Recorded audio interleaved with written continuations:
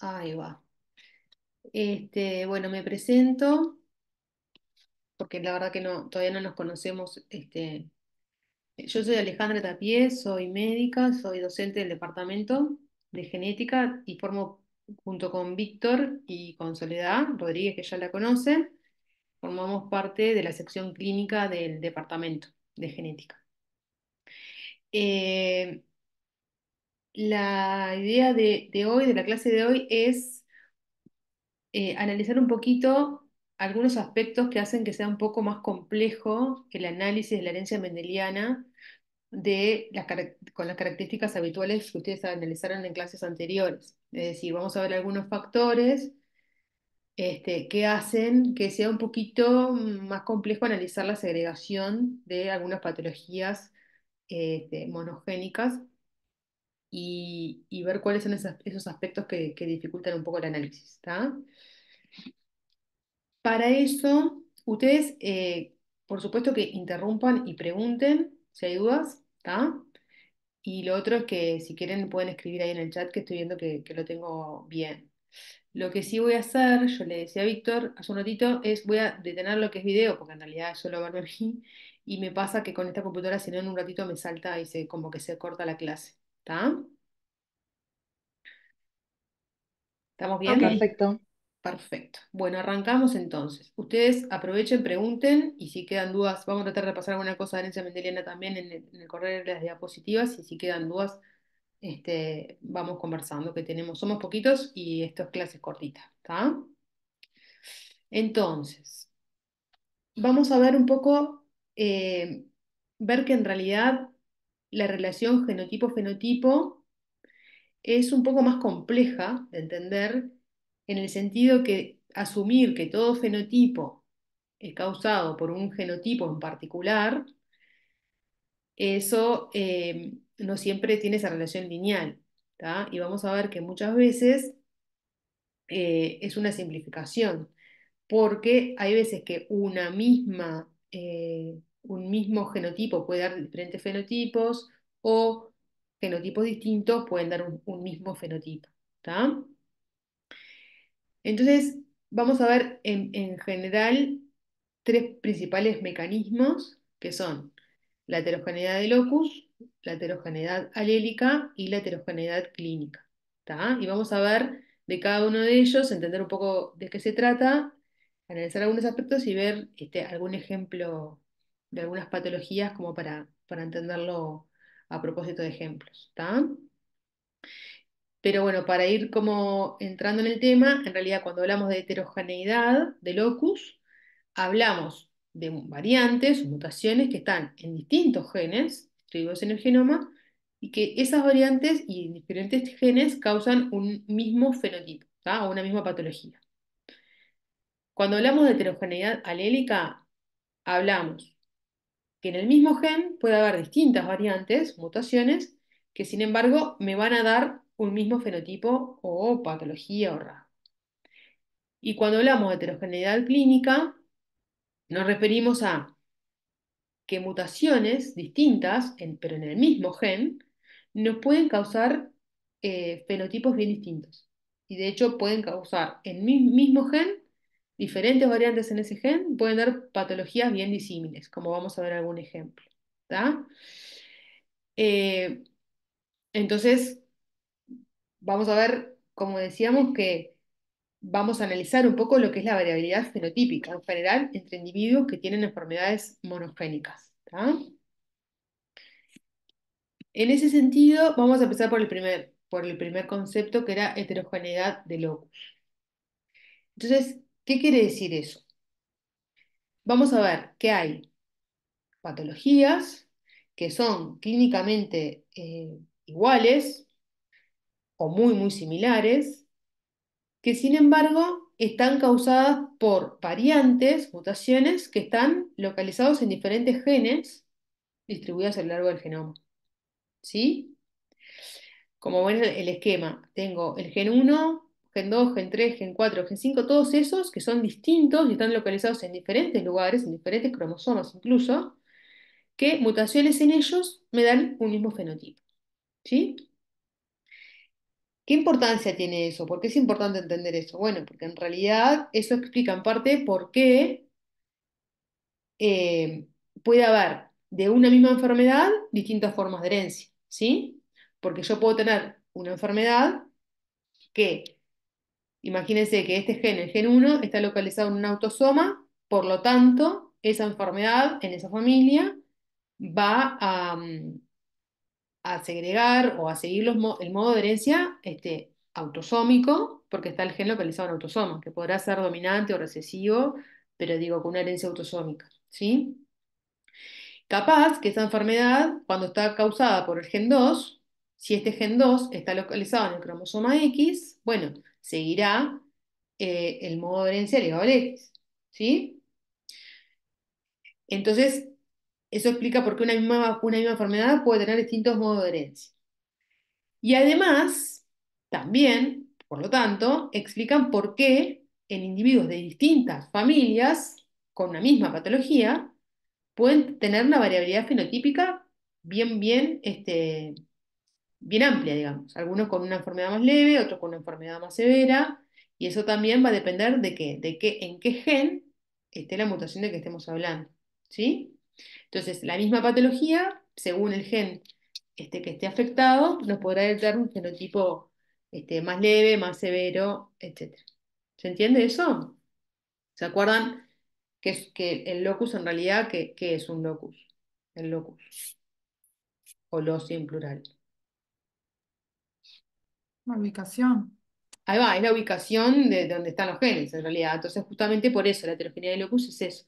Son distintos genes en distintos loci, locus, que mutaciones en ellos nos causan la misma enfermedad o muy parecida, ¿tá? O a veces indistinguible. ¿Se entiende? Acá vamos a poner este ejemplo de la enfermedad que se llama condroplasia. ¿Saben cuál es? La condroplasia. Sí. El enanismo. Ahí va, es el enanismo. En realidad es una enfermedad autosómica dominante, que lo ponemos acá como ejemplo porque en realidad todos los individuos afectados por acondroplasia tienen una mutación en este gen. El gen se llama FGFR3, que en realidad es un gen que codifica un factor de crecimiento, ¿tá? Fibroelástico tipo 3, y en lo que se sabe que todos los pacientes con esta displasia ósea llamada acondroplasia tienen una mutación en ese gen. ¿Sí? Lo ponemos justamente como para demostrar que lo que vamos a hablar acá es justamente de otras situaciones distintas. Acá tenemos X enfermedad, pero causada por distintos genes, que dan un fenotipo parecido. El ejemplo de la condroplasia lo va a ser recurrente a lo largo de las diapositivas para irlo poniendo como ejemplo y comparando con los distintos fenómenos. ¿Está? Lo que es importante entender de esto es que en realidad dijimos, bueno, son enfermedades heterogéneas de lupus que pueden estar causadas por mutaciones en distintos genes. Eso es así. Lo que es importante entender que dentro de la misma familia, ¿sí? Eh, las mutaciones van a ser en un gen. Cada familia comparte la mutación, ¿tá? La variante en un gen determinado, que podrá estar localizado en autosoma, en el cromosoma X. Pero digo, cada familia, la familia uno podrá tener alteración en el gen uno, la familia 2 en el gen 2, la familia 3 en el gen 3. ¿Se entiende? Entonces, cada una de esas familias, esa variante se agregará según el modo de herencia correspondiente. ¿Está? ¿Sí? Pero son enfermedades monogénicas. Entonces, basta que tenga la alteración en un gen para que se ocasione la enfermedad. ¿Sí? ¿Se entiende? Ahora, si yo hablo de determinada enfermedad con heterogeneidad de locus, yo puedo saber de qué enfermedad estoy hablando, cuáles son los síntomas a esperar, cuál es la probable progresión, tratamiento, etcétera, pero lo que yo tengo que saber que puede estar localizada la enfermedad en diferentes genes, ¿sí? Y vamos a poner ejemplos de eso.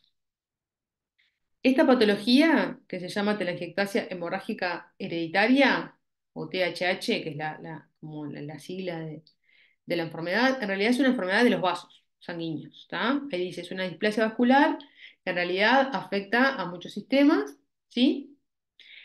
Que es una patología que es autosómica dominante, ¿sí? Si es autosómica dominante, para repasar un poco ese modo de herencia, ¿qué, ¿Qué pueden decir en general de quiénes van a estar afectados? ¿Cuál es el riesgo de recurrencia? A ver, digan ustedes. Tanto hombres y mujeres y el riesgo de recurrencia es alto, ¿no? Ahí está, en realidad, como es una enfermedad autosómica, está localizado el gen mutado en un autosoma y por lo tanto, como bien decías vos, bueno, estarán afectados hombres y mujeres y se espera, se estimaría que si tengo una genealogía muy numerosa, grande, informativa, van a estar afectados por igual, más o menos, ¿no? La misma proporción espero de hombres y mujeres afectados. También, tanto hombres como mujeres pueden transmitir el rasgo, la enfermedad, ¿no? Con la probabilidad de que, ¿de cuál es la probabilidad de una persona afectada de una enfermedad autosómica dominante de tener hijos enfermos, por ejemplo? Con penetrancia completa sería un medio. Ahí va, después vamos a hablar ahí va, de penetrancia. En general, si uno habla de una enfermedad con una penetrancia completa o total, ahora vamos a ver después de qué se trataba eso, espero que el riesgo de recurrencia sea del 50%. ¿Y eso por qué? Porque ¿cómo es el genotipo de las personas afectadas en una enfermedad autosómica dominante? ¿Cómo son? Alelo dominante y alelo recesivo. Ahí va, son heterocigotos. La mayoría de las enfermedades autosómicas dominantes en humanos, el genotipo de los enfermos es heterocigoto, ¿sí? Tienen un alelo normal y un alelo afectado. Eso es en la gran mayoría de los casos. ¿Podrá haber pacientes o individuos afectados con un genotipo homocigoto dominante, o sea, los dos alelos afectados? Sí, son generalmente mucho más severos, etcétera. Pero si uno, en general, la gran mayoría de las veces son heterocigotos, ¿sí? Y cuando hay más de un paciente afectado en la familia, más aún, porque siempre es, por lo general, va, no siempre, pero es de uno de los progenitores afectado y el otro no, ¿no? Y el no afectado es homocigoto recesivo, ¿sí? En esta enfermedad en particular, que los síntomas se tienen que ver justamente con alteraciones de la microvasculatura, ¿tá? De los vasos sanguíneos, y por eso dan sangrados, digamos, vasculares cutáneos, que esos son en manos, en cara, en la boca, que es lo que muestra acá. Esas en general aparecen en edad un poquito más avanzada, tipo 30 años. El síntoma más común de presentación cuando uno interroga bien es la epístasis, que es el sangrado a través de la nariz, ¿tá? Que por lo general ya de edad escolar, ahí dice 12 años en promedio, inicia ese síntoma, y una persona con esta enfermedad, a los 21 años más o menos, el 90% de los pacientes tienen ese síntoma epístasis, ¿sí? Ya en la evolución, y sobre cuando uno mira a los mayores de 30 años, un cuarto de los pacientes, el 25%, tiene sangrados gastrointestinales, y también la asociación con estas malformaciones arteriovenosas de órganos como el pulmón, que si bien muchas veces son congénitas, no dan síntomas hasta más adelante. También un 10% de los pacientes tienen malformaciones arteriovenosas a nivel del sistema nervioso central, ¿sí? Todas son congénitas, ¿no? Pero pueden dar síntomas en la evolución. ¿Por qué traemos esta enfermedad como ejemplo? Fíjense, decimos, esta es una enfermedad que tiene heterogeneidad de locus porque, si ustedes se fijan, puede estar causada por estos cuatro genes, ¿sí? Estos cuatro genes, que acá está, está el nombre de cada uno de ellos, de los genes,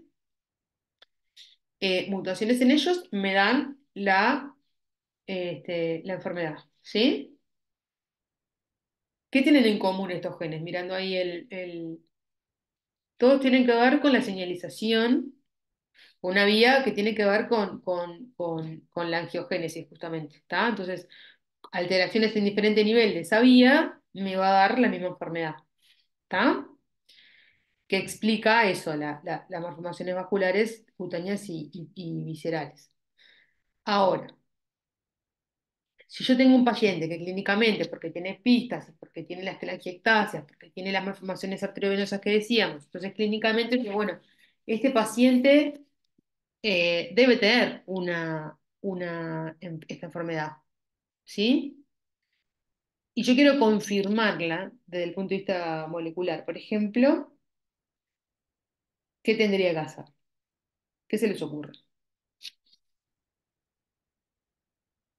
Porque yo digo, bueno, tengo un paciente, al ejemplo anterior, que para ponerlo en contraposición a este, decíamos, bueno, tengo una paciente con achondroplasia, yo ya sé que las mutaciones están causadas en un gen. Ahora acá, yo tengo al paciente enfrente, hago este planteo, Sí, pero pero no sabes en cuál de los cuatro genes, en cuál de... exactamente, no, no Habría sé. que estudiar los Pero cuatro, ¿no? te fijas los cuatro. Ahí va, hay como Claro. diferentes estrategias diagnósticas, digamos. Una sería decir, bueno, me voy a fijar si alguno de estos genes es más frecuentemente involucrado. Por ejemplo, imagínense si el gen este, el primero, el GDF2, fuera, no sé, las series dijeran 90% de los pacientes afectados tienen alteración de este gen, ¿no? Y 3% en el segundo y 3 en el... Bueno, capaz que podría hacer la secuenciación solo del primer gen, y si no está afectado, hacer de los otros.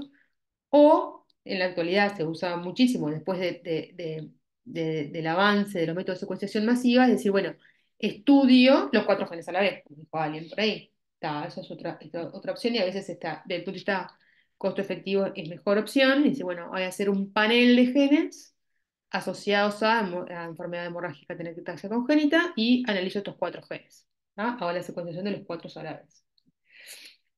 Después que yo encuentro que la mutación en mi paciente está en este gen, supongamos, en el ENG que codifica esta lanolina, entonces yo ahí ya sé cuál es su alteración, o sea, la confirmo desde el punto de vista molecular, sé que perdón, de los familiares en riesgo, si es que los hay, si tiene un hermano con los mismos síntomas, un hijo, un padre, etcétera, yo ahí ya no le voy a hacer el panel de genes de los cuatro genes, ¿no? Yo voy a buscar esa mutación en la familia, porque es la mutación que está causando la patología en esa familia en particular.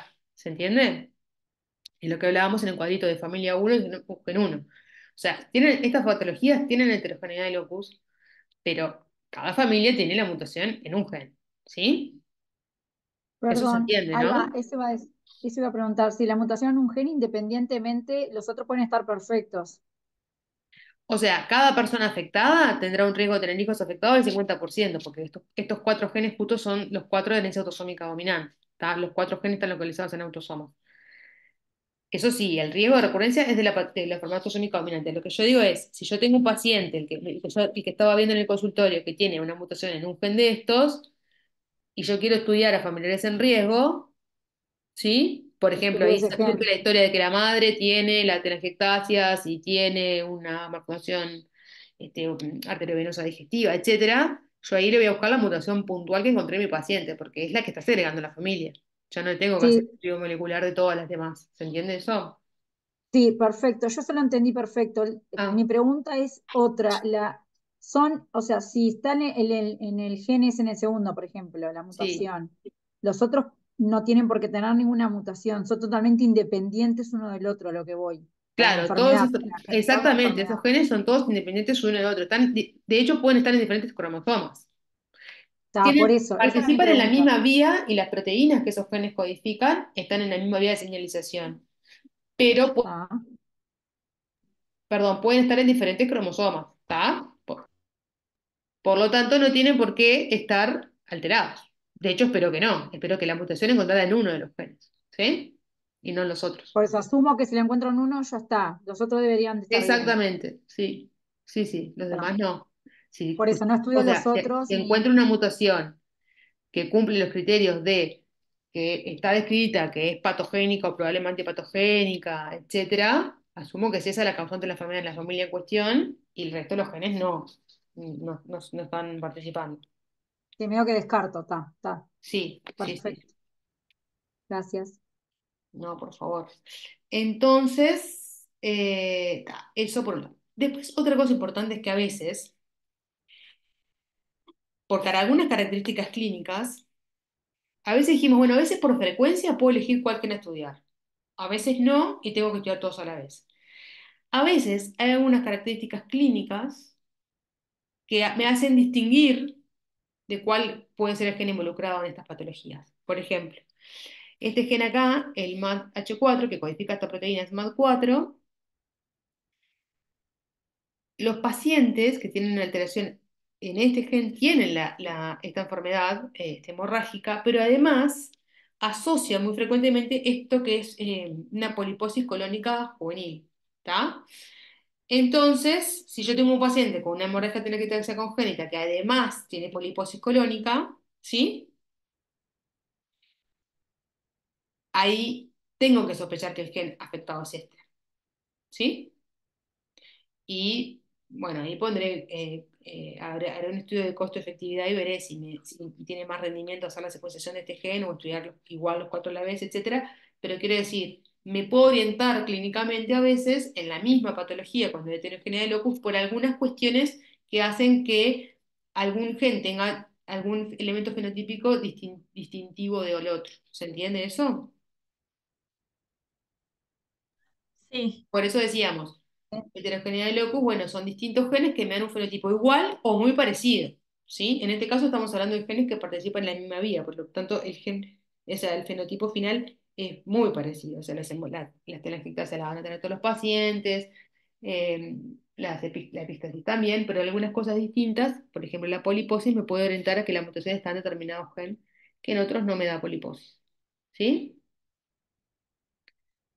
Veamos. Sí, Acá otro gracias. ejemplo de una patología que tiene heterogeneidad de locus, que es el síndrome de Cute largo. ¿Saben lo que es? El segmento QT. El segmento QT es este intervalo del electrocardiograma que hay un valor de QT que es normal, que se define según edad y sexo. En realidad, los niños chiquitos, más grandes, adultos, etcétera, es diferente el valor normal de QT. Pero hay una patología que se llama QT largo o QT prolongado y justamente es un aumento del intervalo QT en el electrocardiograma, que eso hace que me desencadene un desorden, una alteración de la repolarización cardíaca. ¿Tá? Y eso lo que me conduce es, o me predispone, va a taquiarritmias, ¿tá? Arritmias cardíacas rápidas, en particular una que se llama TDP, que es la torsade de Pointes, que es el nombre no importa, pero digo, me predispone a un tipo de arritmias cardíacas que pueden ser fatales, ¿tá? O muy severas.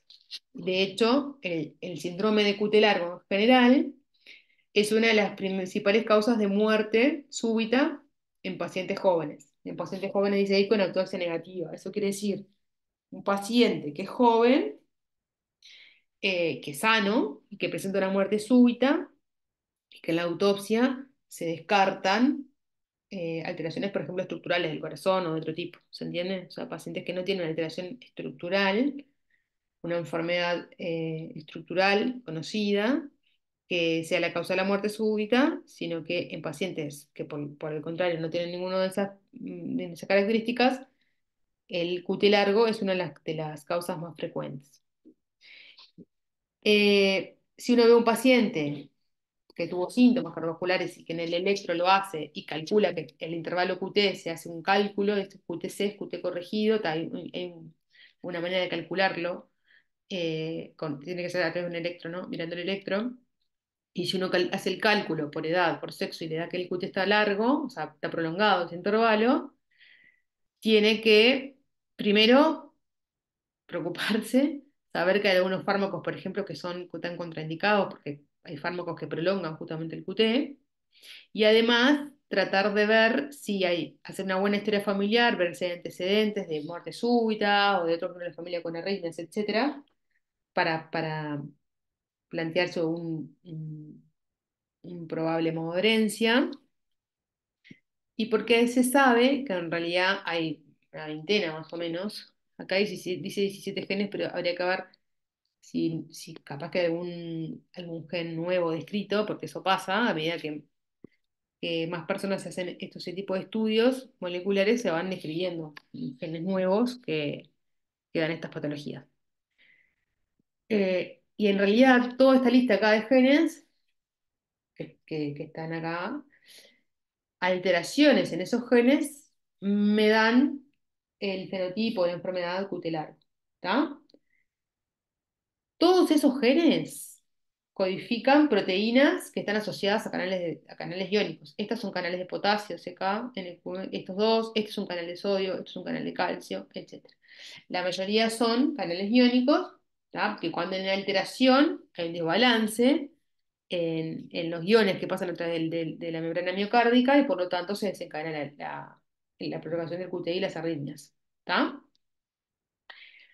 En particular, en el síndrome de QT largo, todos estos genes están localizados en autosomas, ¿sí? Por lo tanto, van a seguir el modo de herencia autosómica. Y la realidad es que todos estos tienen un modo de herencia dominante, además, o sea, son de herencia autosómica dominante, ¿sí? El mismo ejemplo que veníamos hablando en el caso anterior. Cada persona afectada tiene un riesgo de recurrencia a sus familiares de riesgo del 50%, ¿está?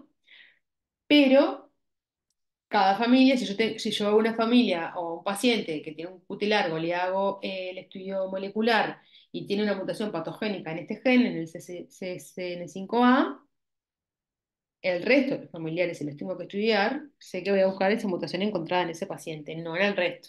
¿Tá? Cada familia tiene alteración en uno de los genes. ¿Tá? Eh, a veces, algunos de estos genes son más frecuentes que otros, lo mismo que pasa en cualquiera de las enfermedades que tienen heterogeneidad de locus. Este, entonces las estrategias diagnósticas, como discutíamos antes, puede ser distinta. Lo que en la actualidad para esta patología en especial se recomienda es hacer lo que se llama un panel de genes, o sea, hacer la secuenciación de todos los genes a la vez, ¿tá? De los 20 y pico de genes o casi 20 genes conocidos que dan la enfermedad, para identificar justamente en ese paciente cuál es la alteración, poder ajustar un poco cuando uno tiene una mutación que es conocida y sabe de todos estos genes cuál es el afectado. En estas enfermedades a veces se puede ajustar un poco el tratamiento. Si es un canal de potasio, se puede ajustar la medicación, qué fármacos dar, qué fármacos no dar, o qué medida preventiva tomar. ¿Tá? Para otras enfermedades a veces el tratamiento no cambia mucho, pero en estos que son canales iónicos sí puede cambiar. ¿Tá? O sea que a todas luces uno puede ampliar el diagnóstico y llegar a un diagnóstico exacto de la alteración genética en cuestión en el paciente, si le sirve al paciente, decíamos, por el tratamiento, por el pronóstico, etcétera, y por el asesoramiento reproductivo, ¿tá? Por su familia. ¿Se entiende? Lo mismo pasa en esta otra patología que es la miocardiopatía hipertrófica, que en realidad se trata de que el miocardio, el tejido cardíaco, se hipertrofia, generalmente ventrículo izquierdo, y a veces ventrículo izquierdo y derecho o otras zonas cardíacas, pero es una enfermedad intrínseca, es decir, no hay otras enfermedades cardíacas previas ni sistémicas. Por ejemplo, la causa más frecuente en realidad de hipertrofia miocárdica es la hipertensión arterial no tratada o crónica. Y en realidad, en el caso de miocarditis hipertrófica, como patología intrínseca del miocardio, es en ausencia de esas otras enfermedades como la hipertensión, cuando pasa, y sobre todo en pacientes jóvenes, uno tiene que pensar que la etiología es genética. ¿Ah? Generalmente este tipo de patología, como dice ahí, no se acompaña de afectación de otros órganos, a diferencia de la miocardiopatía, cuando hay hipertrofia del miocardio por enfermedades sistémicas, que ahí, como es sistémica, la presión arterial, por ejemplo, aumentada genera alteración cardíaca, alteración en los ojos, en el riñón, en otros órganos bien. ¿Tá? Y esta patología también es importante porque la miocardiopatía hipertrófica también es una de las principales causas de muerte súbita en jóvenes y sobre todo en deportistas. En deportistas con muerte súbita siempre hay que pensar en la miocardiopatía hipertrófica. Y también es un ejemplo de una patología con heterogeneidad de locus. ¿Tá? Se conocen una cantidad, todos estos genes de esta lista, ¿sí? Que están descritos asociados a miocardopatía hipertrófica. En sí, estos genes, si ustedes se fijan, están localizados en ¿En dónde? 14q1 quiere decir cromosoma 14, brazo largo en esta región del brazo largo. ¿Está? Este gen que codifica esta proteína, que es la miosina, está, está localizado en el cromosoma 11, ¿sí? Este otro, que codifica esta troponina cardíaca, está localizado en el cromosoma 1, este en el 19. Vieron que son todos diferentes cromosomas, ¿no? O varios cromosomas en diferentes loci, y son todos autosomas, ¿sí? Y también son de herencia autosómica dominante. ¿Qué tienen en común esos genes? Bueno, que codifican proteínas del sarcómero, de la estructura de contractilidad, digamos, del corazón, y por lo tanto, si hay una alteración de ellos y esas proteínas que esos genes codifican no funcionan bien, me va a dar una hipertrofia cardíaca. ¿Está? Y lo mismo que hablábamos, cada una de las familias con una miocarditis hipertrófica tendrá mutaciones en alguno de estos genes distintos. ¿Ah? Sí, En este caso sí, por ejemplo, uno puede saber eh, que hay algunos de los genes que son más frecuentemente afectados. Estos dos primeros, por ejemplo, llevan como un 50% de la frecuencia total. ¿Se entiende? Entonces, si yo lo recomendado de todas formas, porque estas dicen raro, pero igual se ven pacientes con alteraciones en estos genes, en estas proteínas, es hacer un panel de genes. Pero si uno no pudiera disponer de ese estudio molecular y tuviera la posibilidad de estudiar un par de genes, bueno, en ese caso, por ejemplo, uno va a ir a estudiar los genes más frecuentemente involucrados. ¿Está? Eh, y como siempre, misma familia, misma mutación segregada. ¿Está? Eso es la heterogeneidad de locus. Ahora vamos a ver un poquito heterogeneidad alélica. ¿Está? Fíjense en el esquema. Ustedes que ven del esquema, ¿qué interpretan? Acá, ¿qué está pasando? ¿Dónde están las diferentes variantes o mutaciones? ¿Están en distintos genes? No, en el no, mismo gen, en Ahí distintos en el va, lugares. mismo. exacto, son diferentes mutaciones o variantes en un mismo gen. Puedo tener esta variante, esta, etcétera, que todas esas me van a dar un mismo fenotipo. ¿Está? A veces no es exactamente el mismo fenotipo, la misma patología. A veces es un fenotipo muy, muy parecido, con un determinado rango de severidad. ¿Sí? Y eso me explica por qué también tengo pacientes con la misma patología eh, que no están relacionados, pacientes de diferentes familias con la misma patología, que tienen una variabilidad fenotípica importante. O sea, los síntomas, perdón que tengo que decirle a un niño que se retire. Perdón. Este, entonces, eso me explica un poco también la variabilidad fenotípica interfamiliar. ¿Está? ¿Sí? Volviendo al ejemplo de eh, la condroplasia, si nos ponemos más a fondo, hoy decíamos, bueno, la condroplasia está causada por mutaciones en el gen PGP3, ¿sí? Ahora bien, realmente la mayoría de las veces hay una mutación específica en ese gen, que es esta, la 1138, que cambia una adenina por una guanina, ¿sí? Y esa mutación explica el 90% de los casos de condroplasia. ¿Está? ¿Sí? Es una mutación en realidad que es de ganancia funcional, o sea, hace que este receptor de crecimiento fibroblástico esté permanentemente activado y eso causa la enfermedad. Entonces acá lo ponemos otra vez como en contrapartida de las enfermedades con heterogeneidad alélica. ¿Sí? Vamos a ver un ejemplo de patologías con heterogeneidad alélica. Acá tenemos la hiperplasia suprarrenal congénita es un grupo de patologías, ¿sí? Que está caracterizada por una alteración en la síntesis de la hormona cortisol, ¿sí? En este caso, es una enfermedad de herencia autosómica recesiva. Entonces yo les pregunto a ustedes si es una enfermedad autosómica recesiva, mm, ¿cómo se imaginan una familia que tiene una patología así? Desde el punto de vista de la genealogía, les pregunto. ¿Quiénes son los afectados en una enfermedad autosómica recesiva? ¿Hay diferencia de sexo? Sí, ¿no? Y no, porque también es en autosomas, lo único que como es recesiva, se van a ver afectados en menor medida.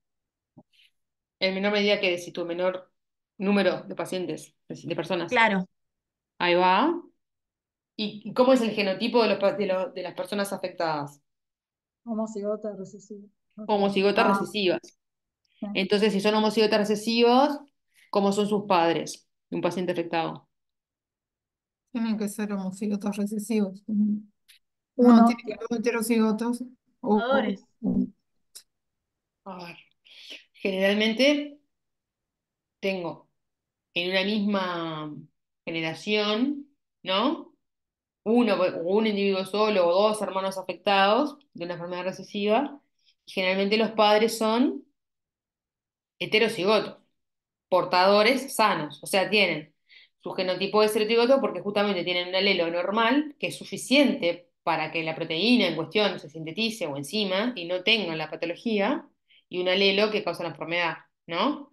Entonces, si yo tengo los dos padres heterocigotos, ¿sí? Tengo un riesgo de tener un hijo afectado de ¿cuánto? ¿Cuál es el riesgo de recurrencia para una enfermedad recesiva? un cuarto, ¿no? Un cuarto, 25%, ¿no? Porque Sí. ambos individuos heterocigotos podrán tener con un 50% de probabilidad hijos heterocigotos, o sea, portadores, pero sanos, un cuarto de individuos homocigotos sanos y un cuarto de individuos afectados. Esa probabilidad de 25% siempre es independiente de cada gestación, de cada embarazo, ¿no? No es que yo tengo 4 hijos y uno va a ser afectado y 3 no. Digo porque eso a veces genera como la duda y confunde. Son eventos independientes, cada embarazo es el azar, ¿no? Yo puedo tener 4 hijos y ser sanos y ni enterarme que soy portadora por una enfermedad recesiva, o puedo tener 3 hijos enfermos, ¿sí? ¿Se entiende? Sí, Está. En esta enfermedad, entonces, la hiperplasia suprarrenal congénita en particular, que es una enfermedad autosómica recesiva, la gran mayoría de las veces, 95%, está causado por variantes o mutaciones patogénicas en un gen que se llama CIP21A2. Ahora vamos a ver un poco más de ese gen, que codifica una enzima, que es la 21OH o 21-hidroxilasa, se llama. Y en realidad es un típico ejemplo de heterogeneidad alélica porque justamente existen más de 100 alelos, o sea, ¿qué son los alelos? Ya a esta altura es obvio, pero ¿cómo le podríamos definir qué es un alelo? Ubicación en el gen. ¿Eh? ¿Me escuchan? una variante. Ubicación, Ahí va, variantes, o sea, son distintas variante formas de del gen. gen, ¿no? Entonces, en esta patología hay más de 100 alelos distintos, más de 100 probables variantes en el gen, ¿está? Entonces, eso explica que en realidad la mayoría de las veces los pacientes, o sea, las personas con hiperplasia suprarrenal congénita, no son realmente homocigotos verdaderos, sino que son heterocigotas compuestos. ¿Qué quiere decir eso? Si yo veo el genotipo, como decíamos, sí, es homocigoto recesivo, está bien, pero la realidad es que por lo general las dos mutaciones en sus dos alelos no son exactamente la misma, ¿se entienden? Tienen la heredad de la madre es una, vamos a poner esta, por ejemplo, y la heredad del padre es esta. Entonces son homocigotos, sí tienen la enfermedad, pero se dice que son heterocigotos compuestos porque en realidad son heterocigotos para esta mutación y para esta. ¿Se entiende? No, no tienen exactamente en los dos alelos la misma mutación. ¿Pueden tener exactamente la misma? Sí.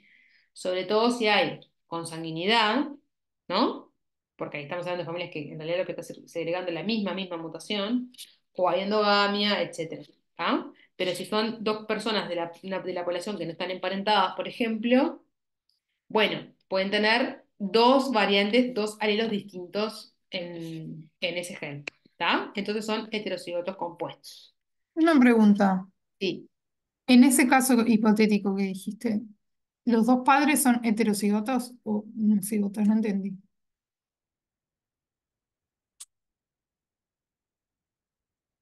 perdón, no, los dos padres son heterocigotos.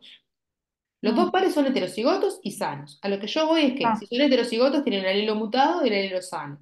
El otro miembro de la pareja también, heterocigoto, un alelo mutado y uno sano. Pero pero si son diferente. individuos no relacionados de la población, para una Mm. enfermedad que relativamente la incidencia de ese alelo mutado es bastante frecuente, es una patología relativamente frecuente, entonces la mutación que tiene el padre es distinta, es el mismo gen, sí, pero digo, es distinta, está en otro Mm. lugar del gen que la que tiene la madre, ¿se entiende? Ah, Por eso sí, se sí. dice, no son homocigotos verdaderamente, porque no es exactamente la misma, no es a chica chica, por decirlo de una manera, la misma, A, sino que son distintas mutaciones en el gen. O ¿Sí? sea, diferentes locus tienen el mismo gen. No, el locus es el mismo No. porque el gen está localizado en determinado Ah, locus. No hay heterogeneidad de locus. Acá hay heterogeneidad alélica. Es esto.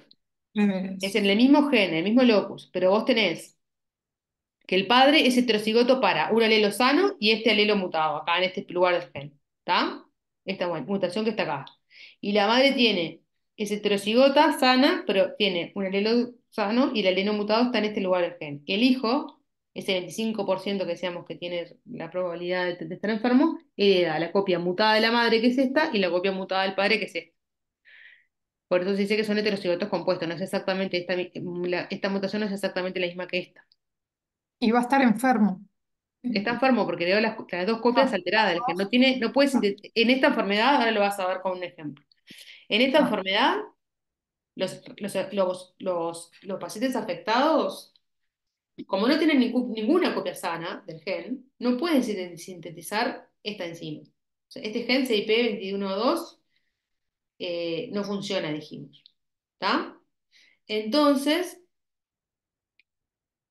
esta enzima no funciona y por lo tanto no se puede sintetizar esto. No se puede sintetizar ni aldosterona ni la vía de los corticoides en las glándulas suprarrenales. ¿Está? Entonces aumenta esta hormona que es la CTH, ay, no puedo marcar acá, y eso hace que, como esto no lo tengo, no funciona, se me derive la síntesis de andrógenos que están acá abajo.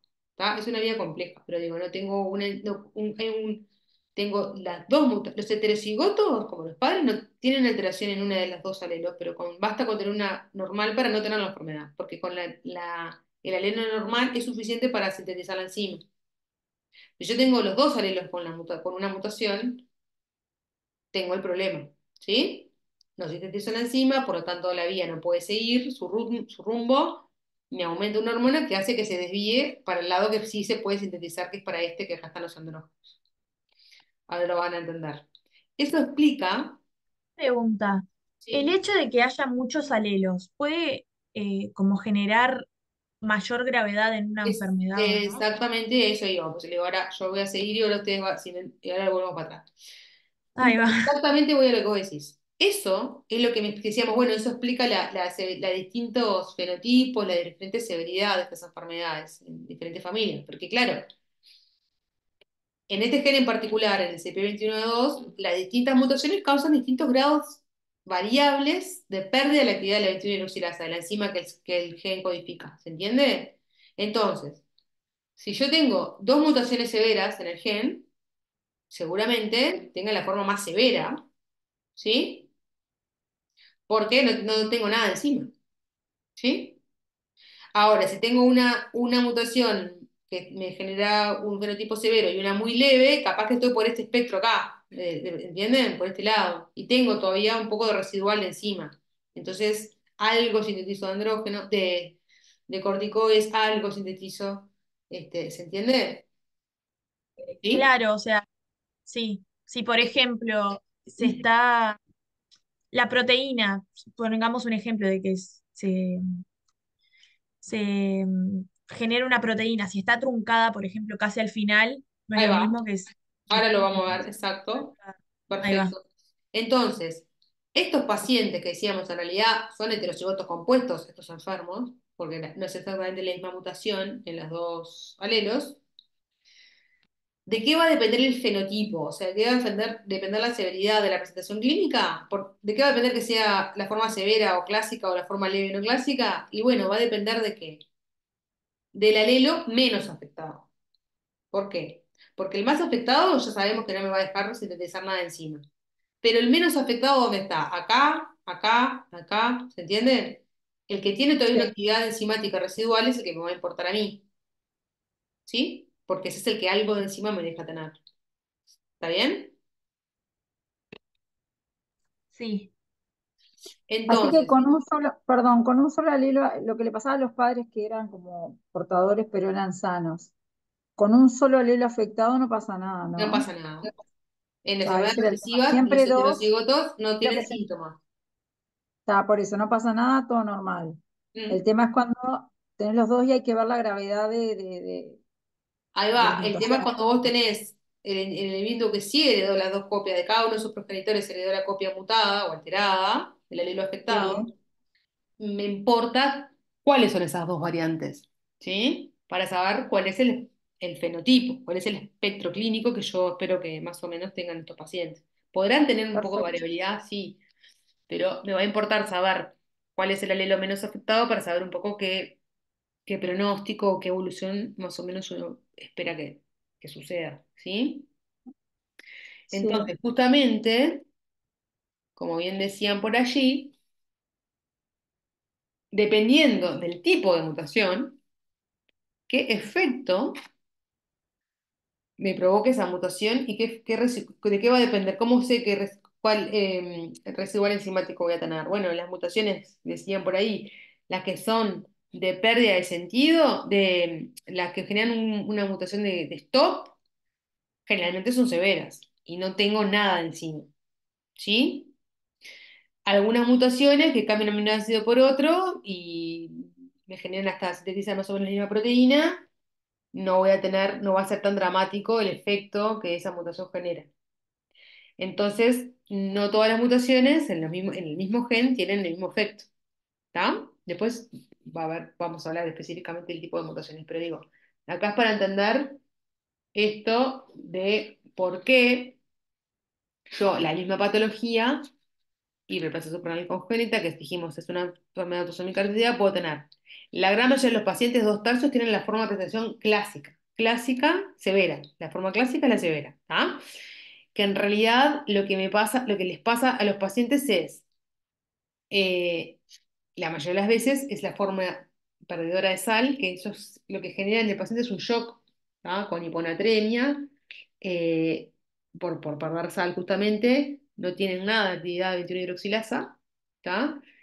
Entonces es una forma que genera mayor exceso todavía de andrógenos y es la más grave, digamos, la más severa. En nuestro país, la enfermedad renal congénita se hace screening neonatal de esta patología para detectar justamente en forma precoz a los pacientes afectados, porque además hay un tratamiento que es el de reposición hormonal, ¿no? Eh, y hay de la forma clásica, de la forma que da hidrolizante simple, que en realidad ahí yo tengo un porcentaje de actividad de la 21 hidroxilasa, y en realidad en esa forma lo que no tengo es la insuficiencia suprarrenal, digamos, no tengo la parte de pérdida de sal, sino lo que tengo es el aumento de andrógenos y por lo tanto es una forma virilizante que se ve más en ese aspecto. ¿Sí? Y la forma no clásica, que era la leve, que no es la mayoría de los pacientes, pero tienen bastante actividad en la enzima hidroxilasa, ¿tá? Y lo que me genera, sobre todo, es un exceso de andrógenos, ¿sí? O sea que me importa cuáles son los alelos afectados, ¿tá? ¿Qué efecto me provocan para saber la severidad de la patología? Ese es un ejemplo de heterogeneidad alélica, una patología que además tienen, vimos, muchos alelos diferentes. Entonces va a depender de la combinación de cuáles son los dos alelos que yo tengo de la enfermedad para saber qué actividad, digamos, residual tengo y por lo tanto cuál es la severidad de la patología. ¿Ah? Acá hay otro ejemplo de heterogeneidad alélica. Esta enfermedad, que es la distrofia muscular de Duchenne y Becker, en realidad son dos formas alélicas justamente del mismo gen. ¿Tá? En esta enfermedad, esta es una enfermedad que está causada por un gen que se llama DMD, que codifica una proteína que se llama distrofina, están los músculos, ¿sí? Y que tiene un modo de herencia ligado al X, ¿sí? Modo de herencia ligado al X. Entonces yo les pregunto, para repasar un poco en general del modo de herencia ligado al X, ¿quiénes son los afectados en las enfermedades ligadas al X? ¿Los varones, las mujeres? Las mujeres. A ver.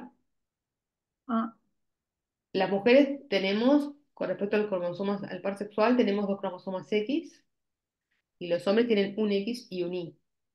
sí, el que recibe el X es el afectado, el hombre. Ahí va. Sí, Entonces, el hombre está. típicamente los enfermos, o sea, los afectados de una enfermedad ligada al X son los varones, porque en el único, Depende de si la heredan la crianza también. mutación en el único X que tienen, van a tener la enfermedad. Las mujeres heterocigotas tendrán un X sano y el otro X con la alteración, por lo general, sana, portadoras. Dependiendo de Claro, la enfermedad, algunas heterocigotas de enfermedades ligadas al X pueden tener algunos síntomas, pero por lo general no, ¿no? De forma sí, general, sí. Me ¿sí? entreveré con eso de portadora, sí, quise Ahí decir va, por. ahí está, generalmente hay varones afectados a través, o sea, heredan la enfermedad a través de una madre portadora sintomática que no sabe que es portadora, ¿no? En particular en esta enfermedad,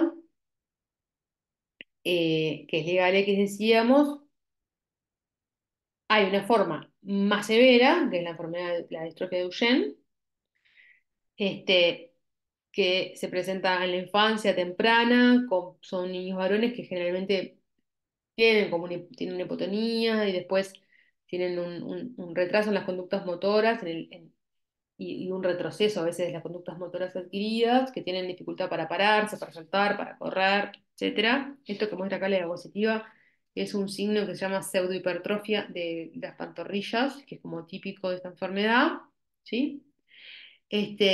Y bueno, la enfermedad de Duchenne es muy severa, es rápidamente progresiva, la mayoría de los pacientes quedan en determinada eh, edad en sillas de ruedas y después letal en muchos pacientes. Y hay una forma de la enfermedad que también está causada por en la alteraciones en el mismo gen de la distrofina, que es la distrofia muscular de Becker, que es más leve y la debilidad muscular justamente es de inicio más tardío y tiene mucho mejor evolución. Entonces, en realidad, el gen de la distrofina es un gen muy grande, de hecho es uno de los más grandes del genoma, tiene 79 exones, ¿sí?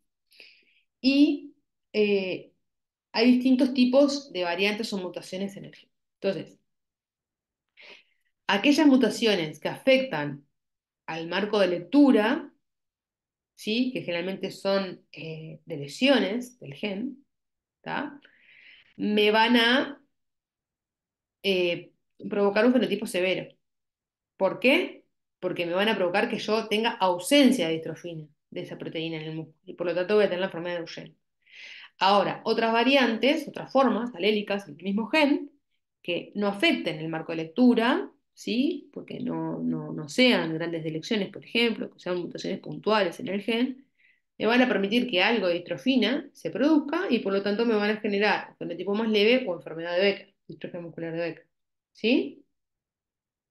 O sea, si se interrumpe el marco de lectura, me van a dar una distrofia de Duchenne. Si no se interrumpe el marco de lectura, la expresión es más leve y me da la forma de Becker.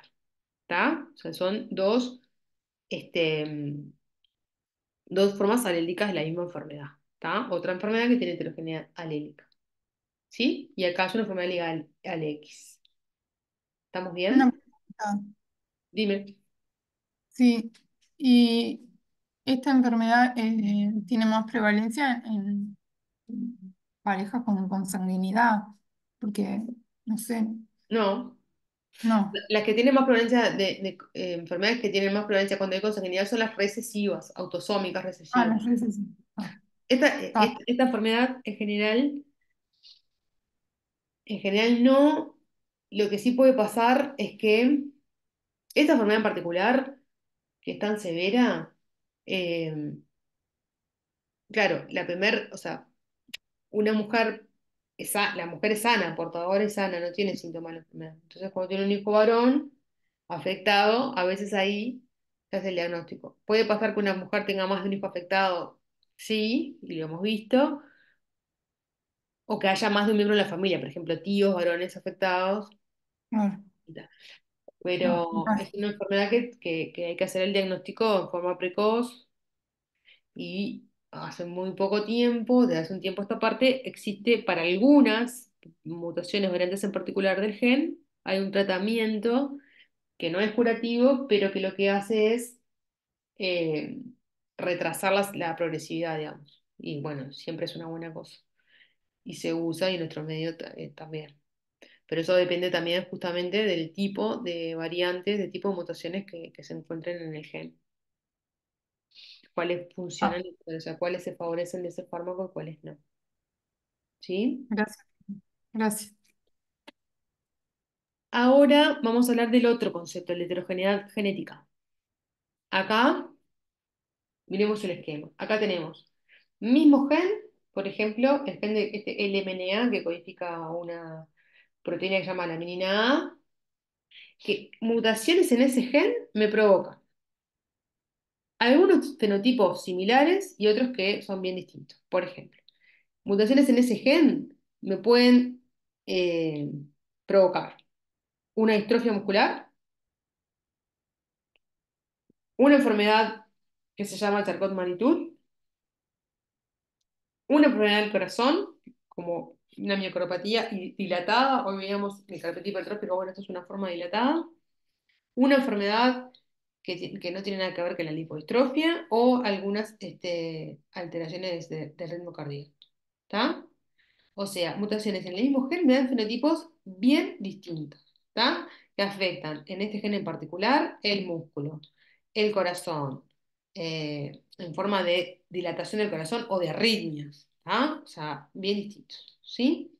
Y volviendo al ejemplo de la condroplasia, que decíamos, bueno, la condroplasia son mutaciones en este gen. Dijimos generalmente hay una mutación, ¿se acuerdan? Que la habíamos nombrado hoy, que la mayoría de los pacientes con achondroplasia tienen esa mutación, y es verdad. Ahora, hay en el mismo gen otras mutaciones que dan otras enfermedades. Alguna, por ejemplo, la hipocondroplasia, que es una displasia ósea que es bien parecida, con diferencias por supuesto, pero parecida a la condroplasia, y después da otras enfermedades, como la displasia tanatofórica, que en realidad es bien distinta, ¿está? Que son una displasia ósea muchísimo más severa, incompatible con la vida extrauterina, etc. Entonces son mutaciones en este mismo gen, provocan enfermedades parecidas y enfermedades distintas también. ¿Sí? ¿Vamos bien?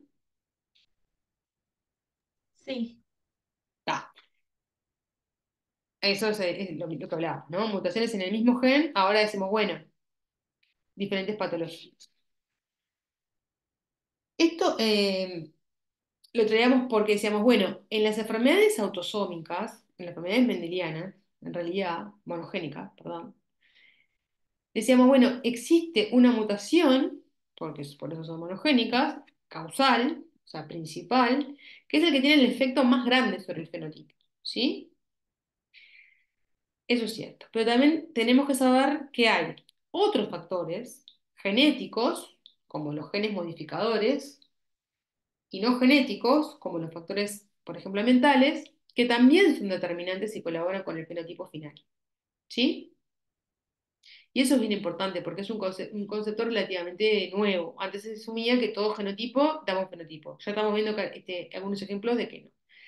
Y ahora le sumamos factores de genes modificadores, vamos a ver ejemplo, y de factores ambientales que también inciden en la expresión del fenotipo, a pesar de que hay una mutación en un gen y que causa un fenotipo en particular. Acá el concepto que queríamos hablar, que hoy alguien lo trajo a colación y estaba muy bien aplicado, es el concepto de penetrancia, que decíamos, bueno, eh, es la probabilidad de que el alelo en cuestión tenga realmente una expresión en el fenotipo del paciente. Cuando la patología tiene una penetrancia completa o una penetrancia del 100%, asumimos que todas las personas que tienen el genotipo afectado, imaginen una enfermedad autosómica dominante, todos los que heredaron el gen, el alelo de la enfermedad, tienen la patología. Pero hay otras patologías, y por eso ahí decíamos, bueno, ahora lo veo. Pero hay otras patologías que tienen penetrancia reducida o penetrancia incompleta, y quiere decir que no todos los pacientes que heredaron el alelo mutado van a expresar realmente la enfermedad. Va a depender del porcentaje de penetrancia de la patología en cuestión. Y les voy a poner el ejemplo. ¿Está? Si nosotros Lo miramos heredan, perdón, lo heredan, pero depende ahí de... va, ahora lo vemos. Acá. Está. Si uno mira esta genealogía, ¿no? Siempre que vemos una genealogía o vemos una familia, mejor dicho, con una enfermedad genética o posiblemente genética, una herramienta imprescindible es el uso de la genealogía, ¿no? Construir la genealogía porque solamente nos permite como pensar cuál es el modo más probable. Entonces, ustedes se acuerdan que, bueno, las generaciones se denominan así, con números romanos, y los individuos de cada generación con números arábicos normales, que los hombres se representan con un cuadrado y las mujeres ay, estoy, coso, así, redondo. Los pacientes afectados se pintan, ¿sí? Y los que no están pintados asumimos que son sanos, ¿ah? Y por otro lado, los pacientes, acá son estos dos padres, uno y dos, tienen estos tres hijos, ¿se entiende? Este hijo tiene estos tres hijos, esta hija tiene esta hija, y así. Los pacientes que no están, por ejemplo, la esposa de este paciente, o sea, la pareja de esta no están en la genealogía. Lo que no está en la genealogía se asume que es normal, ¿está? Y yo lo tengo que, si no es normal, lo tengo que poner, ¿está? Si ustedes miran esta genealogía en particular, ¿qué modo de herencia les parece el más probable?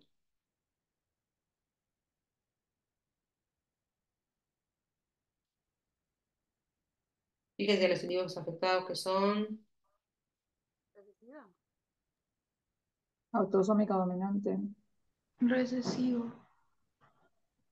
A ver, digan, justifiquen a ver qué les parece.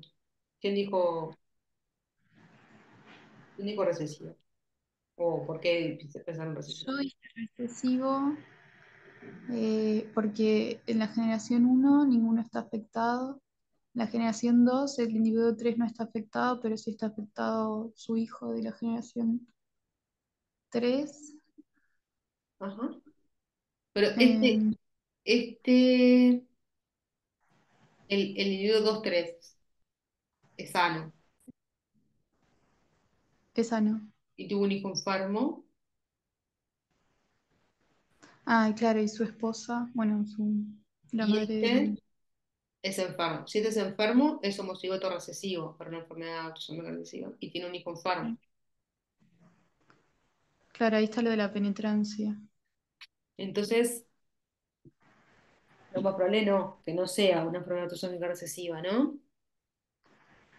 Si pensamos Ahí en una va. enfermedad autosómica dominante como dijeron por ahí, si uno mira la genealogía así como grandes rasgos, bueno, hay individuos afectados en dos generaciones, hombres y mujeres, y afectados por igual, ¿no? Sí, eso es lo que veía.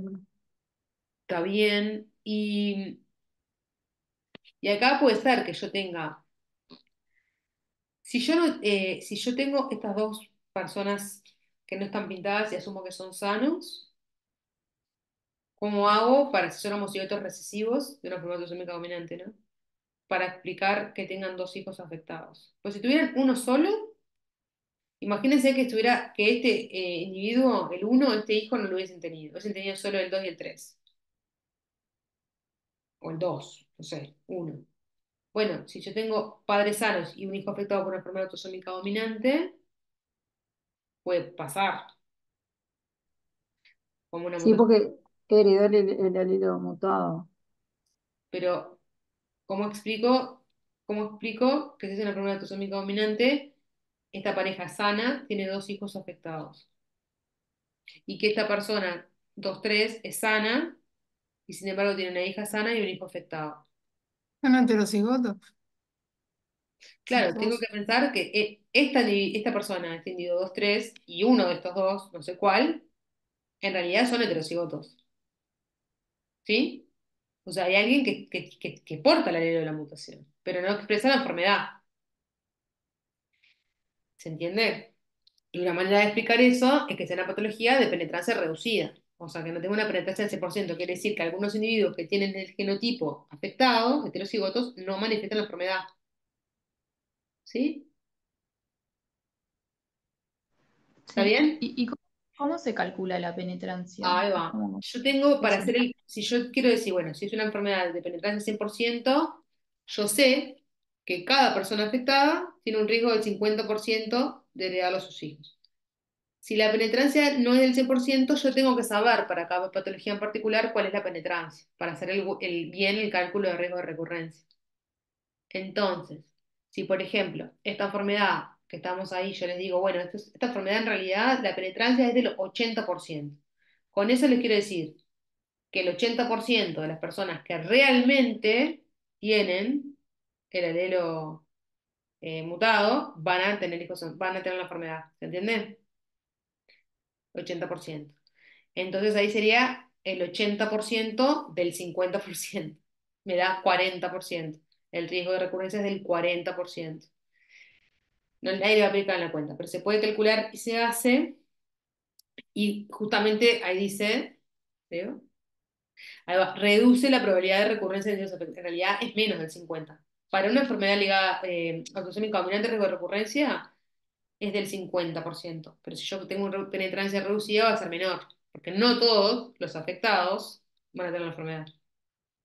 Si tengo una penetrancia del 80%, el 40% es la probabilidad. Si tengo otro valor, hay que hacer la cuenta. ¿Está? Si tiene 80% de probabilidad, de penetrancia es 80% del 50, por encima de 40. Si Y en tiene... este caso, ay, eh, para saber de la generación uno si fue la madre o el padre que transmitió el alelo mutado, o sea, a simple vista no podés determinar, No, viendo así no podés determinar, o sea, tendrías que ver con un a simple vista análisis, ¿no? no. Lo que tenés que poder ¿Cuál? ver es si podés ir más generaciones más para atrás, si puede entrar información y capaz que surge que es de este lado de la patología. Ahí va. Capaz que no, porque capaz que empezó la enfermedad en uno de ellos y no hay antecedentes para atrás. Y hay que ver con qué fines, o sea, si solo con fines de curiosidad, digamos, o si es con fines reproductivos, porque acá no nos dice las edades.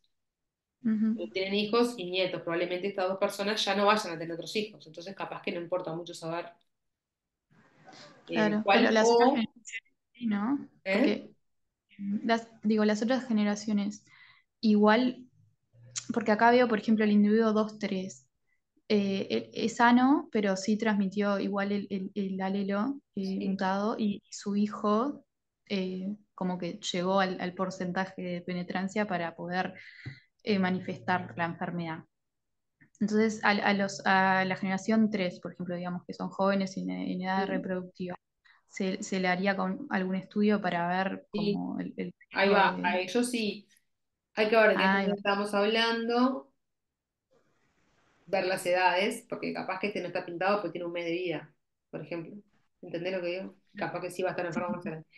Si vos podés tener el diagnóstico exacto y vos tenés la mutación que está en esta persona, podés hacérselo a estas con fines reproductivos.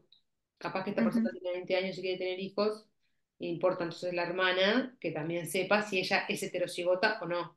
Si porta la enfermedad y puede tener hijos afectados, o no lo porte, por eso es sana y no va a tener hijos afectados. El que no heredó la mutación no va a tener hijos afectados. claro, Pero como estamos de penetrancia reducida, entiendo lo que tú decís. No sabes si 3-6 es homocigota sana y chau, y no va a tener hijos afectados, o si es heterocigota, pero como es una enfermedad, no es que no llegó a la penetrancia, como dices hoy, es una patología de penetrancia reducida. Quiere decir que no todas las personas que tengan el alelo mutado van a tener la enfermedad. ¿Ah? claro. O Ah, sea, la penetrancia ahora mi es reducida pregunta para la es, patología, no perdón, depende de la persona. claro, Sí, sí. perdón, cuando ahora me surgió esa pregunta, de afectados ¿Pueden ser hijos sanos? No entendí la pregunta. Claro, ¿un afectado puede tener todos los hijos sanos? Sí, como para cualquier enfermedad autosómica dominante, porque es heterocigoto el afectado, ¿no? Puede tener todos hijos sanos, porque si a todos al azar le pasó el alelo sano, todos hijos enfermos, porque a todos al azar le pasó el alelo mutado, ¿sí? Sí. Acuérdense que eso es probabilidad. Por ejemplo, si yo tengo 10, no, yo no, ¿tá? Ustedes. Si alguien tiene 10 hijos, la probabilidad de tener mujer, o sea, nena varón, ¿cuál es? En cámaras. Un medio. Un medio, la misma probabilidad. Eso va a depender del si el hombre pasa el X o el Y, ¿no? ¿Con qué probabilidad? Sí. Todos conocemos familias donde son 5 varones, ¿no? O 5 mujeres. Siempre Porque fue un cada medio en cada embarazo es un situación por evento ser independiente. independiente. Claro. Mm. Lo mismo para acá. Si yo soy heterocigoto, tengo un riesgo de 50% en cámaras. ¿Puedo tener hijos todos hijos sanos? Sí. ¿Puedo tener todos hijos enfermos? También. ¿Está? Profe, una pregunta. Sí. El 2-2, ¿con quién tuvo hijos? Con alguien que no está marcado. Ninguno de estas parejas, o sea, es lo que yo le decía hoy, para Ah, simplificar, está. claro, para simplificar el análisis, cuando vos haces la genealogía, a las parejas de afuera, si son sanos, digamos, y no te No. aportan información, no la pones solo así para que te quede más fácil de Sí, ver. perdón, ya No, me di cuenta. está bien eso, pero es para como para simplificar. A veces, está, tenés que poner Perdón. a la pareja, pero Disculpa. en este caso, asumís, si no están, asumimos que son sanos, ¿está? Para la enfermedad. Yo me entrevero Gracias, perdón, profe. ¿no? Pero el concepto de penetrancia es como penetrancia a nivel general de grupos de individuos, digámoslo así. No, es que no todas las personas que heredaron el alelo para la enfermedad van a tener sí o sí síntomas. Hay enfermedades que son 100% penetrancia. Vos sabés que todas las personas que heredan para determinada patología, heredan el alelo mutado, van a tener síntomas. Lo tendrán Sí, mañana, está. pasado, más severo, menos severo, pero van a tener. Pero hay otras patologías que no. No todas las personas que heredan el alelo mutado van a tener realmente la patología, o sea, síntomas. ¿Está? Van a desarrollar, sí, está. Exacto, Ahora me quedo un porque poco claro. justamente, ahora después vamos a ver, pero lo que más o menos hablamos antes, existen otros factores genéticos y no genéticos que también modulan el fenotipo. Para esas enfermedades son más importantes. Entonces no importa con tener solo la mutación genética para tener la enfermedad. Hay otras cosas que hacen que, por más que tú heredas el alelo mutado, no tengas síntomas de una enfermedad particular. ¿Sí? Gracias. En ese caso, es como que el alelo sano le gana al alelo mutado cuando es de penetrancia baja. No, es que sería como al revés, capaz, como que el alelo mutado no es de por sí solo él suficiente para desarrollar la enfermedad. ¿Entendés? Ah, ahí va. Sí. Está, pero el que se va a expresar, o sea, es el sano. Y el mutado por algún tema Exacto. de No va a dar es como no va a dar síntomas. débil. No, ahí va, está. Está. ¿Sí? Gracias. Y hay otro concepto que está relacionado con el anterior, que es la expresividad variable. Hay patologías, sobre todo autosómicas dominantes, en las cuales individuos afectados de la misma patología, de hecho en la misma familia, tienen un amplio espectro, digamos, en la severidad de la expresión de los síntomas. Por ejemplo, un ejemplo de esos es la neurofibromatosis. La neurofibromatosis es una enfermedad autosómica dominante relativamente frecuente, digo, dentro de las más frecuentes que se ven, en realidad el diagnóstico es clínico en base a una serie de criterios establecidos hace mucho tiempo. Todos los pacientes afectados tienen las manchas estas que son manchas café con leche, que bueno, depende de la edad, el número de manchas y el tamaño para usarlas como criterio. ¿Ah? Estos, que son estas como tumoraciones que se ven ahí, que son los neurofibromas, estas que son los amartomas, unos tumores del iris que se llaman nódulos de Lisch, esto que se ve acá, que es el que por suerte no es muy frecuente, pero es el más severo, que es el glioma, un tumor del nervio óptico. ¿Ah? ¿Qué pasa? Si tengo una familia que tiene neurofibromatosis, un padre y un hijo, supongan, yo sé que la mutación es la misma, ¿sí? Pero puedo tener el padre solo con mancha café con leche y unos neurofibromas, y ningún otro criterio, ninguna otra cosa, ninguna otra complicación, digamos. Pero puede tener un hijo con un glioma del óptico y con un fenotipo mucho más severo. Misma mutación. ¿Está? Esa es la expresividad variable de una patología de estas. Que eso lo traemos porque a veces, de hecho, en esta patología, uno tiene un niño afectado. La mitad de las veces, por ejemplo, en neurofibromatosis, en general, 50% son mutaciones nuevas, no de nuevo, propias de un individuo, no heredadas de sus padres, y la otra mitad de los casos es heredada, ¿está? Pero a veces uno piensa que es una mutación de nuevo porque es un niño y los padres niegan antecedentes, y cuando uno examina, por ejemplo, los padres ven que tienen las manchas, ¿está? Y entonces ahí, justamente lo que pasa es que es una patología de expresividad variable. Entonces, misma mutación en la misma familia, pero con distinta expresividad. ¿Está? ¿Se entiende? Esos dos conceptos. Ah, bueno. Y este es otro ejemplo de expresividad variable, que es la holoprosencefalia. Holoprosencefalia hay distintos tipos. En este caso es la causada por mutaciones en este gen, que es el SHH, codifica una proteína que se llama Solid-Hedgehog, que en realidad es de herencia autosómica dominante, que la presentación fenotípica, el espectro fenotípico, es bien variable, como lo ven acá, desde los casos más leves, que se ve así, que es un incisivo, o sea, esta patología da defectos de la línea media. ¿Ah? Este es el fenotipo más leve, que es el incisivo central único. Esta es una forma intermedia que tiene la alteración acá a nivel, tiene una hendidura labiopalatina bilateral, es un paladar y labio hendido bilateral, y este sería el fenotipo, por suerte es el menos frecuente, pero es el más severo, que está el defecto que es casi que una ciclopía, o sea, un globo ocular único. ¿Está? La mutación en la familia es la misma. De hecho, a veces pacientes con holoprosencefalia, uno examina a los padres, que dicen que son sanos, y uno tiene un incisivo central único. ¿Tá? Y la mutación que pasó del padre al hijo es la misma. ¿Tá? También expresividad variable. Este es otro ejemplo que es el de la fibrosis quística, que en realidad la fibrosis quística es una enfermedad autosómica recesiva, y de hecho es la enfermedad autosómica recesiva más frecuente en caucásicos. ¿Tá? Que si es autosómica recesiva, bueno, necesito tener para las dos mutaciones en el gen, que el gen se llama CFTR, que es este CFTR, bueno, pues que estaba ahí, que es un gen que codifica un canal transmembrana, y todas las personas enfermas son homocigotos recesivos, ¿sí? O sea, tienen los dos alelos mutados, o los dos alelos con una variante. Es una enfermedad que tiene gran heterogeneidad alélica. O sea, hay muchos alelos distintos en el gen CPTR, y por lo tanto, la gran mayoría de las veces, como ya hemos visto hoy, son heterocigotos compuestos. ¿Tá? No tienen exactamente la misma mutación en los dos alelos. Entonces, pero a pesar de su complejidad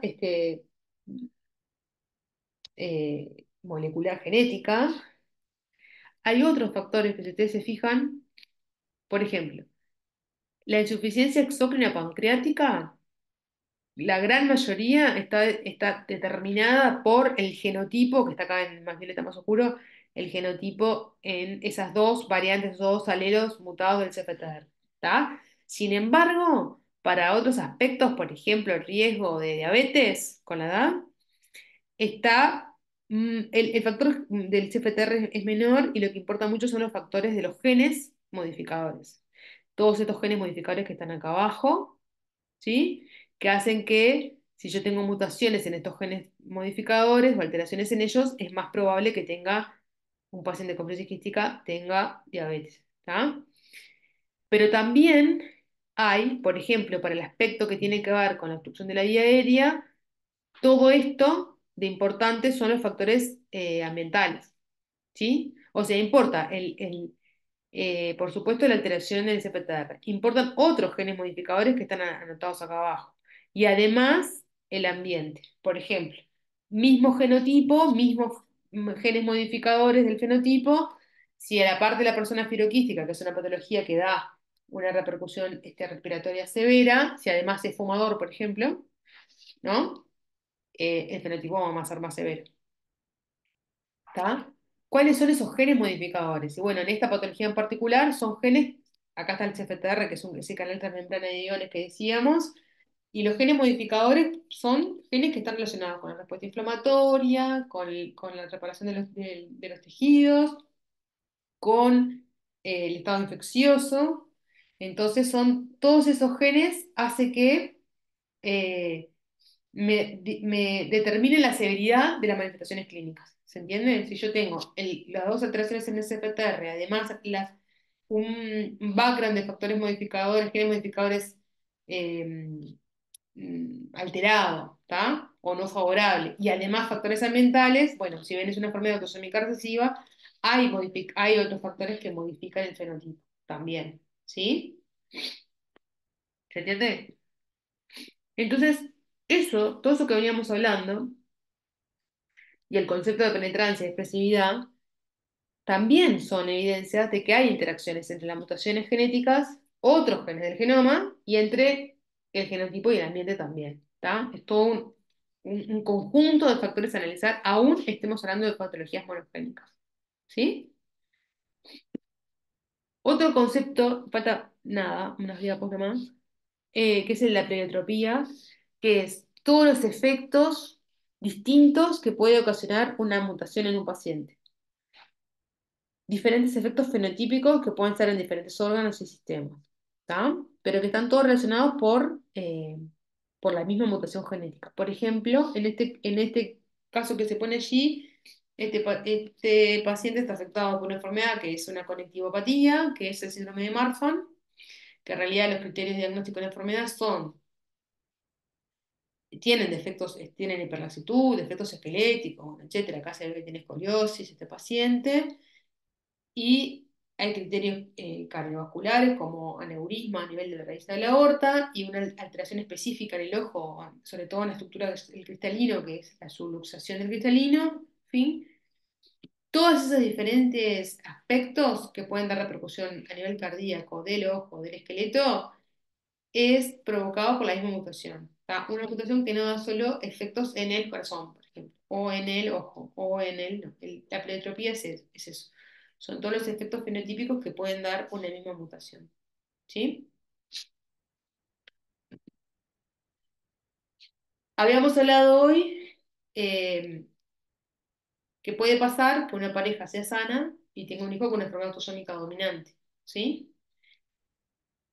Y eso se explica porque haya ocurrido una mutación espontánea, o sea, lo que se llama una mutación de novo, en una pareja donde, o sea, una persona, perdón, donde sus progenitores son sanos, no hay antecedentes de la enfermedad genética, y tienen un hijo afectado de una enfermedad autosómica dominante. Eso, como en el ejemplo acá, es frecuente en algunas patologías, por ejemplo, ¿cuál? La condroplasia. La gran mayoría de las veces la condroplasia eh, está causada por mutaciones de novo. Padres sanos y tiene una mutación de novo en el gen FGFR3. ¿Está?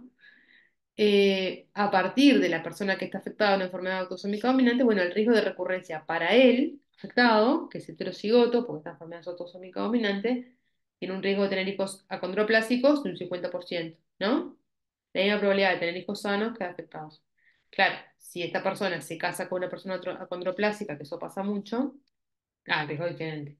Pero digo, si se casa con una persona no acondroplásica, el riesgo de recurrencia es del 50%. ¿Está? Para dos acondroplásicas, ¿no pueden tener un hijo sano? Sí, 25% probabilidad. Ah, está, eso está. No, porque he Porque visto ahí, casos y me quedó la duda, claro, ahora no ahí me, los no, padres está son bien. generalmente heterocigotos los dos, entonces tienen la probabilidad de tener de un hijo no afectado es que los dos le pasen el alelo sano. Sí, sí, está bien. Pero después los Porque conozco heterocigotos casos y y el digo, homocigoto me llama la dominante van a ser enfermos.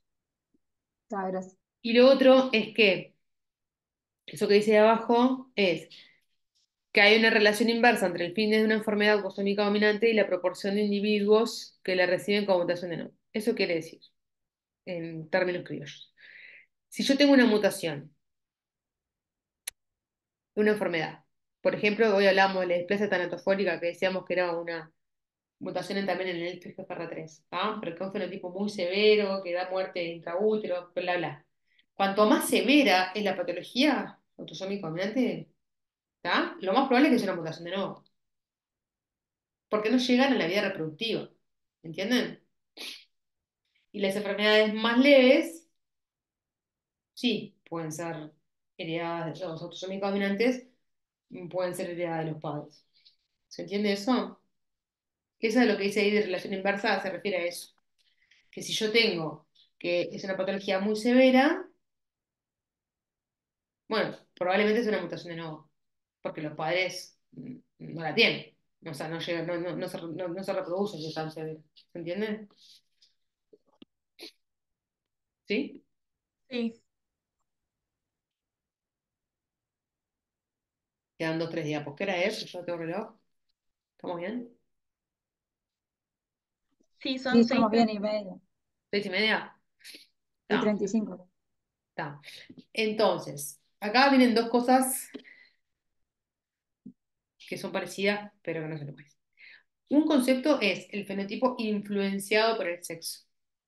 ¿Qué quiere decir eso? Son patologías autosómicas. No están en el cromosoma X. O sea, la diferencia es que no tengo diferencias de presentación en el sexo masculino y femenino porque estén en el X. No, no. Son autosómicas. ¿Sí? Pero vamos a ver un ejemplo. La hemocromatosis hereditaria, que tiene que ver, en realidad es una enfermedad que tiene que ver con la absorción de hierro en los distintos tejidos. ¿Está? Hay un aumento de la absorción de hierro en los distintos tejidos y eso me da la patología. ¿Está? Es una enfermedad autosómica, recesiva. Sin embargo, hay una proporción de hombres y mujeres afectadas muchísimo más frecuente en hombres que en mujeres, de 5-1. O sea, se expresan los dos sexos, pero muy diferente de la frecuencia y la severidad. Es un fenotipo influenciado por el sexo, porque en realidad lo que sucede es que se expresan los dos sexos. Pero ¿qué pasa? Las mujeres tienen una forma de eliminar el exceso de hierro con las menstruaciones. ¿Está? Entonces, por lo general, el fenotipo es mucho más leve, incluso son asintomáticos. ¿Está? En cada periodo menstrual, mensualmente, se elimina con el sangrado el exceso de hierro. ¿Está? Y en los hombres ese mecanismo no está. Entonces, si bien es una enfermedad autosómica recesiva, es mucho más frecuente en hombres ver la enfermedad en sí. ¿Entiendes? ¿Sí? sí, Lo pongo en contraposición a esto. Hay otro ejemplo que es la calvicie, que es autosómica dominante. Pero miren este ejemplo, esta enfermedad que es un fenotipo limitado por el sexo. Acá estamos hablando de genes que también están en el autosoma, por ejemplo. Esta enfermedad es una enfermedad autosómica dominante, ¿sí? Pero acá está limitado por el sexo porque se expresa en uno de los dos sexos. O sea, acá estamos hablando de un ejemplo, una enfermedad que es la pubertad precoz, que está limitada al sexo masculino, a los varones. ¿Por qué? Porque es una enfermedad que tiene que ver con mutaciones en un gen que codifica el receptor de LH, esta hormona, ¿sí? Entonces, los varones van a tener la enfermedad, ¿sí? Y las mujeres en realidad no tienen esa pubertad precoz porque tienen la FSH funcionante. Entonces, acá tenemos una proporción, miren ustedes la genealogía, los afectados son los varones, ¿sí? Ahora, si ustedes miran la genealogía, ¿se les ocurre otro modo de herencia?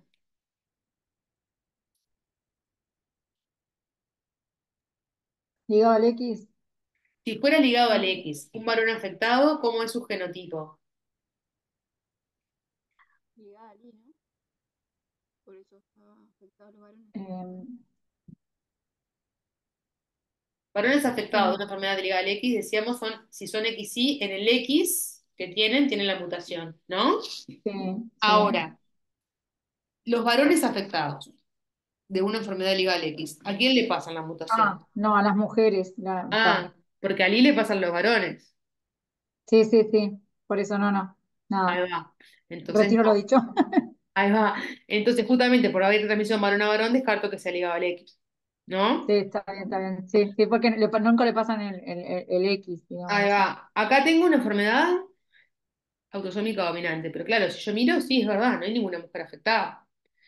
Bueno, acá lo que está pasando son estos casos excepcionales en los cuales en realidad la patología, si bien está ubicada en un autosoma y tiene una herencia autosómica dominante, la distribución es distinta. En el sexo, o sea, en varones con respecto a mujeres, puede ser influido o influenciado por el sexo, como en el caso anterior, ¿está?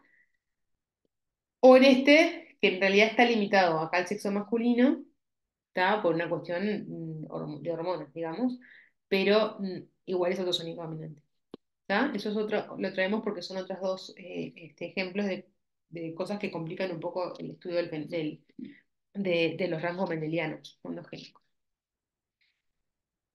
Y por último, que está la última diapositiva, que en realidad decíamos, bueno, de todo lo que estuvimos viendo, vemos que en realidad no hay eh, una distinción que se pueda establecer en forma muy clara entre lo que es una enfermedad monogénica, ¿no?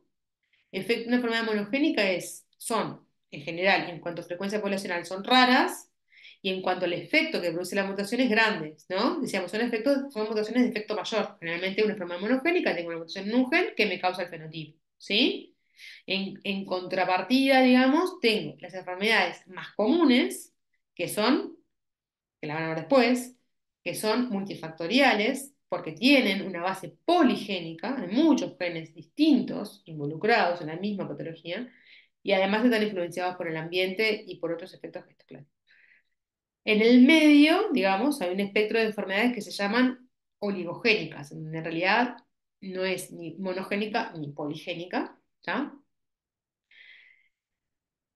Pero además, eso que ya nos permite ver que hay un espectro y que no hay una separación tan lineal entre lo que es monogénico y poligénico, perdón, también estuvimos viendo que hay genes, o sea, enfermedades monogénicas donde hay un gen con un efecto mayor sobre el fenotipo, pero que además existen modificaciones, por ejemplo, en el caso del CFTR que habíamos visto, que hay un genotipo particular, que tiene una enfermedad, por ejemplo, que tiene heterogeneidad alélica y que los dos alelos pueden ser distintos y ocasionarme diferente severidad clínica, pero además hay factores genéticos modificadores, factores ambientales, factores estocásticos, o sea, otros que no se conocen, todos ellos me van a estar influenciando y determinando el genotipo. Y por lo tanto, no hay, como decíamos en la primera diapositiva, una relación tan lineal entre una enfermedad, o sea, un gen, una enfermedad, ¿no? Eso es muy simplista. Y a nivel general, en patología en humanos es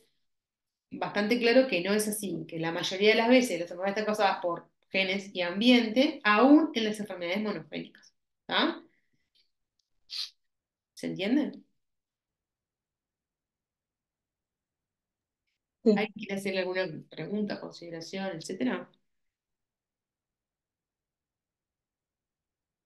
Después vamos a tener la discusión grupal y de enfermedades monogénicas y vamos a repasar como un poco de todo. Digo, porque si después leen, tienen dudas, anoten y también tenemos esa posibilidad de conversar. ¿Alguien quiere hacer algún comentario, alguna pregunta?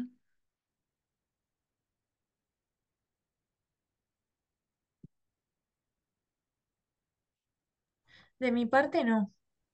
No, tampoco. tampoco. Muchas gracias. No, gracias a ustedes y Gracias, profe. a ver. Sí, la clase la estábamos grabando, digo, porque están escribiendo y sí, la idea es que después se va a poner ahí para que esté accesible. ¿Está? Bueno, estamos en contacto. Gracias, chao, Gracias. chao. Anden bien, chau, chau. Chao, Chau. gracias. Bueno, el teórico. Gracias.